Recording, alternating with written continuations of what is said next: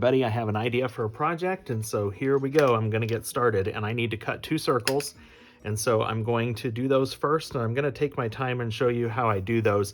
I've featured this in another video as well, but I'm going to give this another shot here and show you. So I get lots of questions about these stainless steel balls. I know you can see this one. There's another one over here, a couple over here, probably off camera for you.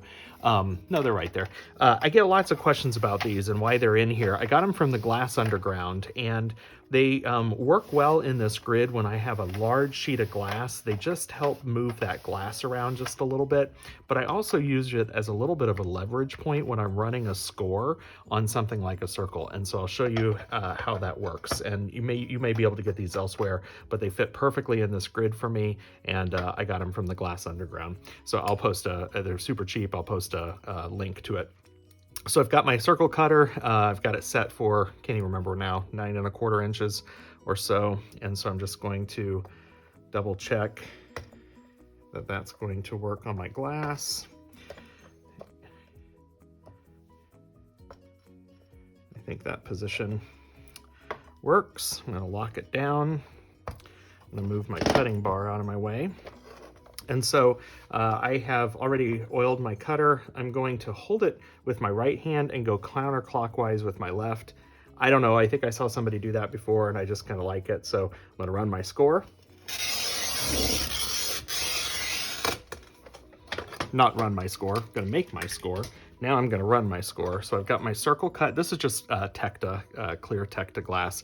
I'm flipping it over, and I'm going to put pressure on the score line, and I'm putting this, I hope you can see this, the stainless steel ball is about 1.5 inches or 2 inches in, and there's none over here, it's just here. But when I'm going to push on my score, it's going to create this ball is the tiniest little pivot point, and you could see how that score started to run pretty easily for me.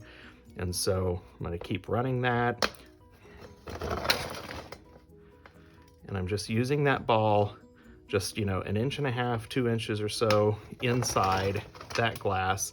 I'm not pushing hard enough to break the glass, certainly not pressing hard enough on that area where the ball is, but all I'm doing is running this score all the way around. So now the score is completely run, and I'm gonna flip it back over, make a couple of relief marks and pop that out and get my cutter. So I'm just going to run a quick little relief mark here. I do not go all the way to the edge of where that circle is. I'm stopping just 1/8 of an inch or so short of that, and run that. And then I'm going to run this one. And with just a little bit of wiggling, my circle should pop right out. So that's how I do the circle. Now that is my tekta circle, and for this project, which I'm going to get into in just a moment, I'm going to do opaline, which, if you know opaline, it looks identical to tekta. So that's my tekta circle. I've just got to make sure that I keep them separate for the point of my project here. So here's my square of opaline. You may not be able to see it, but I wrote opaline in the upper corner here. And I'm going to, again, just make sure that I've got enough space, kind of all the way around the edge here. Lock this down, hold with my right hand, counterclockwise with my left. Not sure that I got a good score. That is a little bit better. I did not like to have to do that, but I think I had skipped on the top there. Okay, so now flipping it over, putting my ball here, and just hopefully applying enough pressure to run that score. This opaline feels somehow a little thicker than tekta. It's also more expensive, so suddenly the oh, did you see that ran off the edge? That's okay, as long as it's off the edge. But suddenly this project, or this piece of glass, has more value, and therefore a little bit more of a concern for making sure it pops out correctly. So since I already have a release line here, relief line there, I'm going to cut one on the other side here. Again, I'm not going to go all the way to the edge.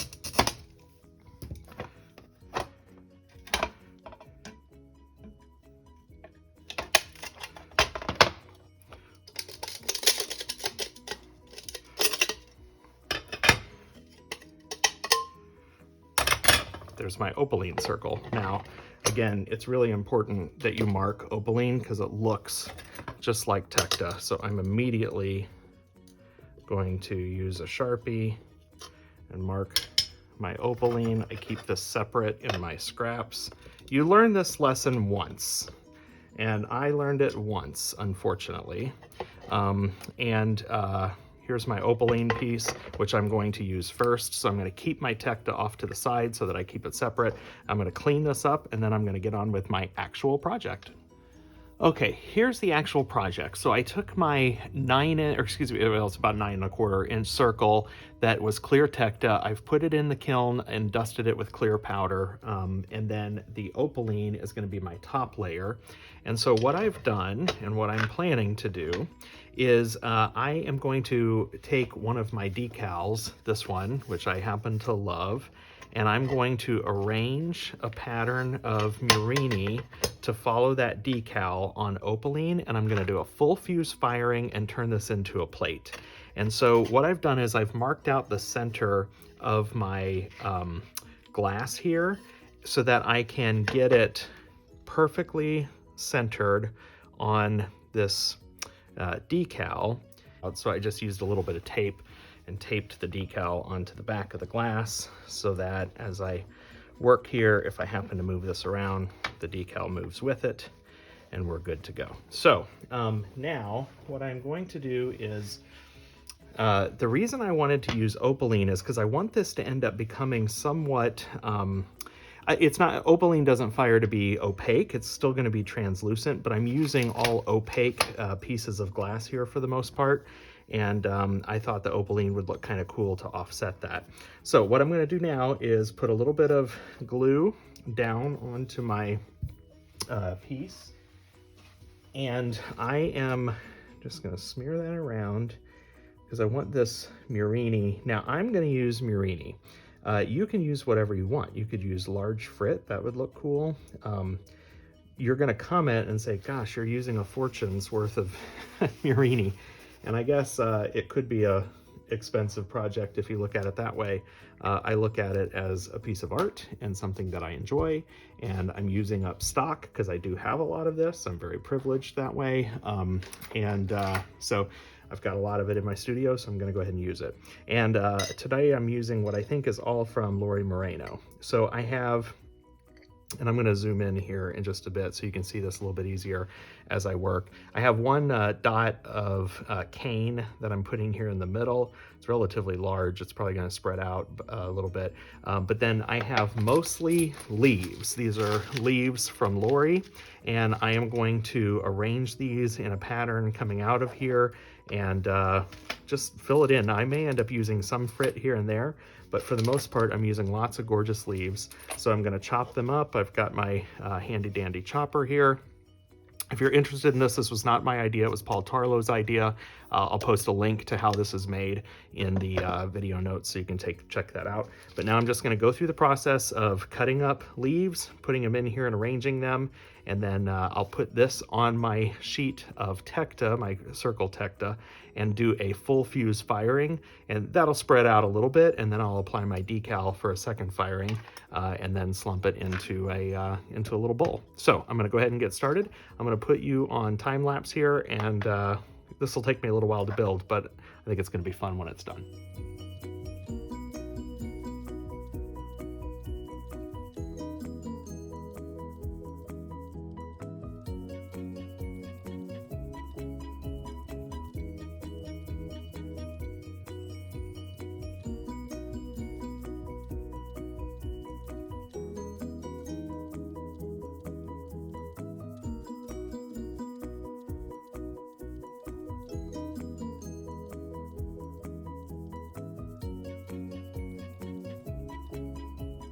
Okay, so here we are. That is some fiddly work, let me tell you.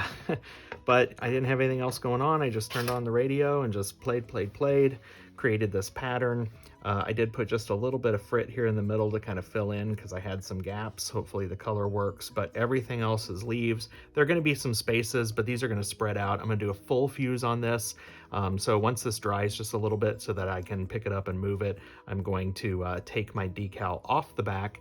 I'm going to put it in the kiln and we'll fire it and see what it looks like when it comes out. All right, here is this piece. You know what, let me zoom out just a little bit. There we go. So here is the piece. I love this opaline glass. It's just so awesome. Really pleased with how this looks. Now, you know, because the leaves are not in a perfect circle and I'm not grinding this down, I mean, the decal will sit on top here and the pattern will come out from under the decal. This is not going to be perfect. It's going to look a little bit more impressionist, if you will, from an art standpoint, but I think it's going to look really cool. I'm excited about it. Now, the decal firing schedule is, for me, you take it up to 1200 for 30 minutes. I really like the look that you get with that. And so I think what I'm going to do is do a decal and the slump in the same firing. So I'll use a shallow slump, probably a ball mold or maybe a bowl mold that I have. But anyway, one that can take a 30-minute hold and not distort the glass too much. So I can do both the decal application and my slump in the same firing. So I'm gonna get my decal going here. Now, if you're familiar with my water slide decals, I just have a little tray of water here, and this will slide off the paper. Most of them have a little protective covering on it. You have to remove that tissue before. It's a little thin tissue paper. You have to remove that before you put it in the water. And if for some reason, that one came off just fine, but if for some reason it doesn't come off very well, I have a 50-50 mixture of white vinegar and water that I actually use to clean glass quite a bit, but that also is perfect. It'll help take the any residual tissue paper off. Use your finger or even just a Q-tip or something, and it does not damage the decal, but it'll help get that tissue paper off. And so I let that soak in the water for 30 seconds or so. This water is kind of cool, so it may take a little bit longer. And then I'm going to slide this off right onto my glass, kind of position it where I want it, try to eliminate as many bubbles as possible. Now that's going to be a little bit of a challenge because there's a lot of texture here. I didn't do a full fuse, so this is not fully smooth. There's still a little texture, but I'm going to do the best I can to get rid of the bubbles, and then we'll fire it and see what it looks like. So let's see if this is ready. Now these decals are yellow, which can be a little deceiving, but that yellow burns out perfectly clear. So I'm just sliding this over my glass, and like I said, that yellow will burn out, so you don't have to worry about that being on there. Now this is wet, so I've got some opportunity to kind of turn this, and remember I put it down with a pattern in mind, so I'm just going to try to see how close I can get to matching up the pattern. Again, these leaves all moved under here, but there was some intent to my design, and so I'd like to try to honor that the best that I can. It's not going to be perfect. This video is probably kind of crappy for you because I'm not holding this for you. I'm holding this for me to try to line up my pieces. That's not too bad.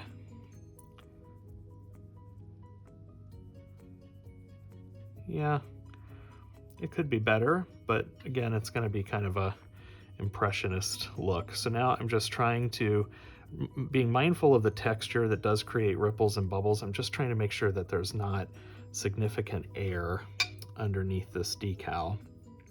I've got clean hands and my glass is clean, but once this decal dries on, I'm going to carefully clean this glass again around this, just so that I don't get any devitrification or anything. Although at 1200 I shouldn't be a problem, but I just like to make sure I'm putting clean glass in the kiln every time, so I will try to clean that up a little bit.